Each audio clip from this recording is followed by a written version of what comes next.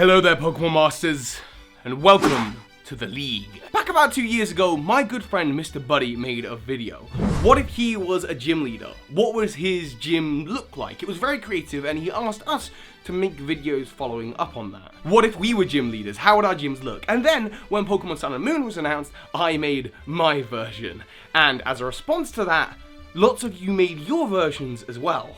It was an incredibly fun video to make, but of course we have to flash forward because gym leaders were then announced to not be in Sun and Moon, and instead we would get island trials and trial captains. So I thought, okay, what if I was a trial captain? If I took the same themes of having sleepy Pokemon, lazy Pokemon, Pokemon that love food, and a forest, that was the key things.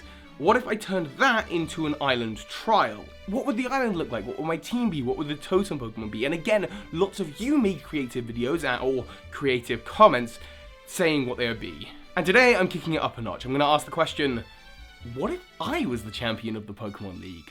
What if I had my own league? I could choose my own Elite Four. What would their teams be? What would my team be? And what would the theme be? What would the league building look like? These are all questions I'm going to want you to answer in the comments below, or of course, please make your own video for the My Pokemon League. Get inventive. And it's worth noting that a lot of leagues do have themes. When you look at the Kalos League, for example, it's set in this royal castle, and you have these 4 different aspects of Kalosian culture: media, a chef, a knight, mythology, as well as the champion representing beauty. These things all come together. Of course, if I had a league, well, I'm a YouTuber, so I suppose the 4 aspects could represent the four different elements of my YouTube channel. And in terms of my team and other theming, I want to stick consistent with what I made in my Pokemon Gym video and my trial video.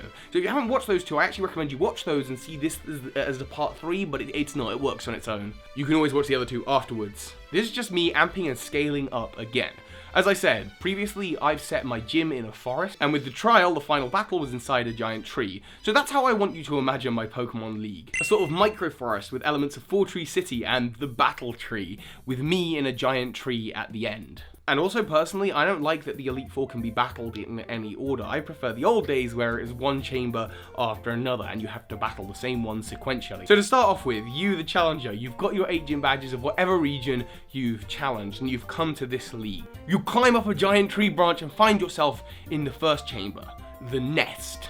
The nest quite naturally made of tree branches and it overlooks the whole micro forest. This is where you're going to battle the first Elite Four member. And of course, when it comes to the Elite Four, you can use any 4 characters from Pokemon you like, whether it's from the games or the show, existing Elite Four members, NPCs that you've decided. You could choose Poketubers if you want. You could make up your own characters. It is entirely up to you.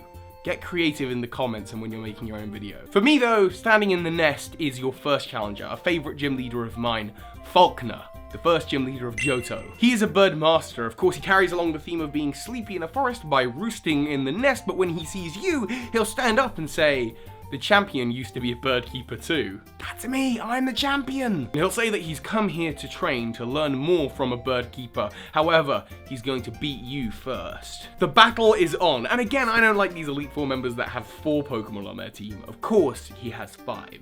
First off, we are overlooking a mystical forest, so I think Pokemon like Honchkrow and Xatu would be very relevant for his team, as well as adding some type diversity, being Dark and Psychic. If you defeat them, then he also has Altaria and Noctowl, Noctowl being a signature Pokemon of Johto, where he's from, also known for using Hypnosis quite a lot, so we have the sleep aspect. And Altaria, of course, evolves from Swablu, which is a songbird, another Pokemon known for putting other Pokemon to sleep, which again is the theme of this whole Elite Four. Because that's what I do, I nap quite a lot. That's how this whole theming came about. And if you defeat those 4, then you're going to battle his signature Pokemon, Pidgeot, which, if he has a Mega, will become Mega Pidgeot. Either that or it'll be the Pokemon that uses his Z Crystal. But should you defeat him, should you take him down, Falkner will tell you to soar high. And to leave the nest, you will take a dangling vine down to the next chamber.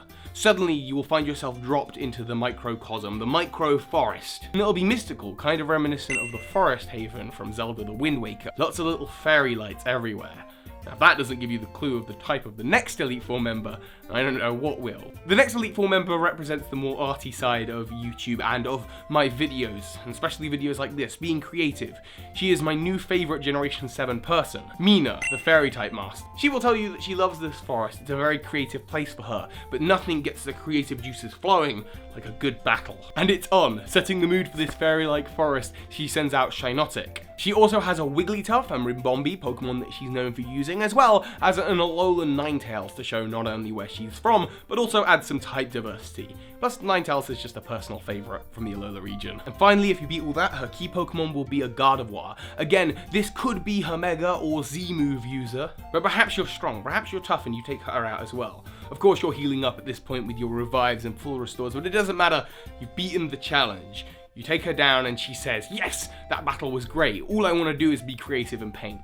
And she paints away, and you move on further through the forest.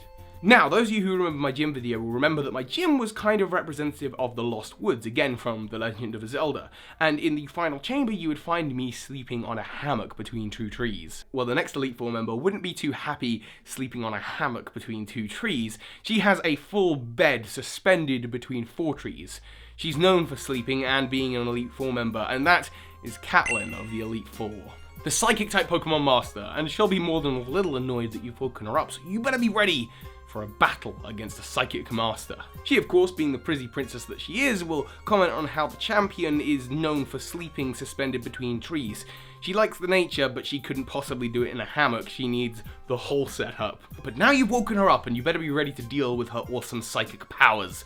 And she sends out her first Pokemon. She, of course, has 3 signature Pokemon whose names I'm going to butcher. Marshuna, I just can't pronounce it, don't bother commenting about it. Gothitelle and Rienculus. These 3 psychic Pokemon have been on her team before, since she was an Elite Four member in Generation 5. But she has 2 other Pokemon representing the theme of sleep. Hypno, of course a Pokemon known for putting other Pokemon to sleep, and Slowbro, who of course evolved from the very lazy Slowpoke. And Slowbro would be her Mega or Z-move user at the end of her team.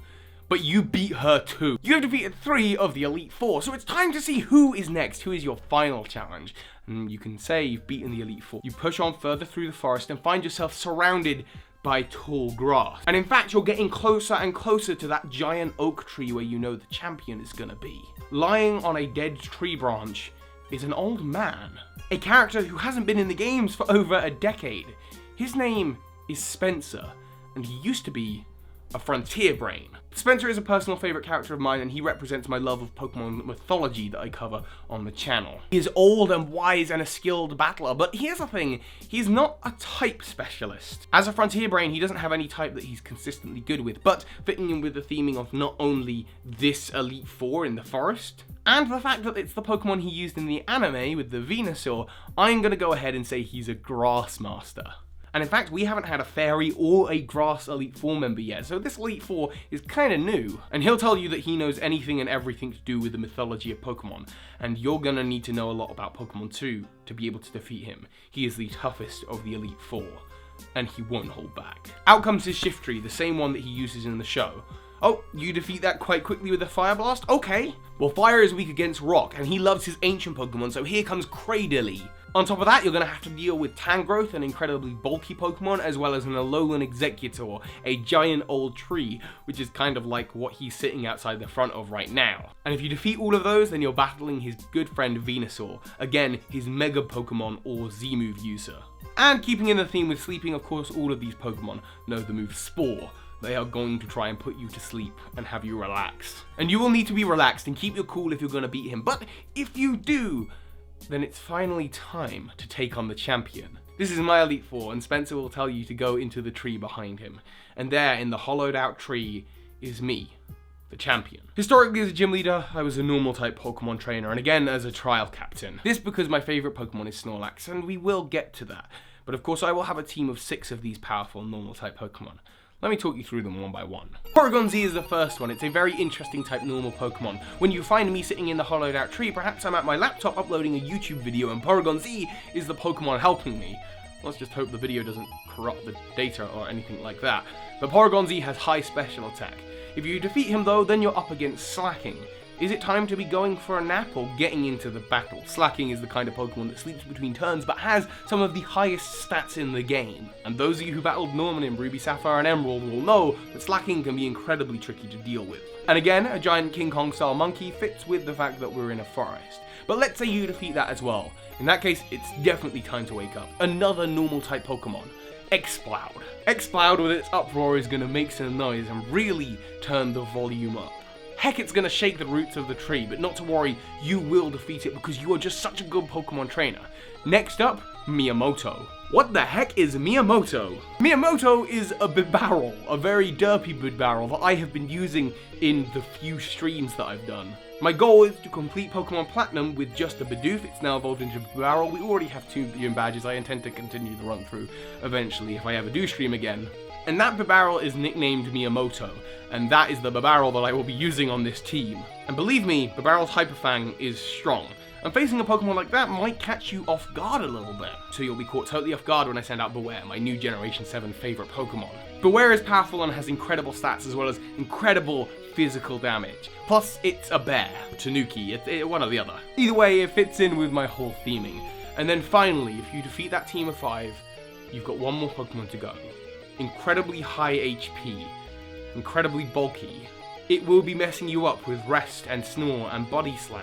It is of course my favourite Pokemon, Snorlax. The same Snorlax that has been the ace of my team as a gym leader and a trial captain, and it's here to battle you at the highest level it's ever been. And while Snorlax doesn't have a Mega Evolution, it does have its own Z move, Snorlaxium Z, so it will be definitely holding that. I am the champion and I will not be giving away my title without a fight.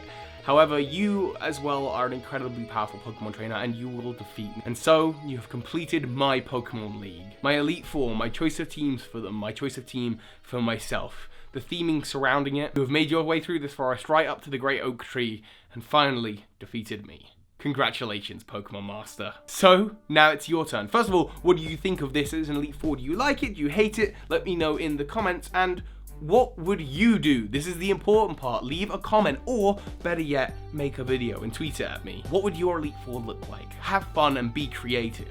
So hi, Pokemon Masters. Also, a special thank you to my Patreons of the month, including Joey Powles and Jon D Gottlitch. Thank you. This is Ash Ketchum. You just watched a video by Birdkeeper Toby. That makes you a Pokemon Master.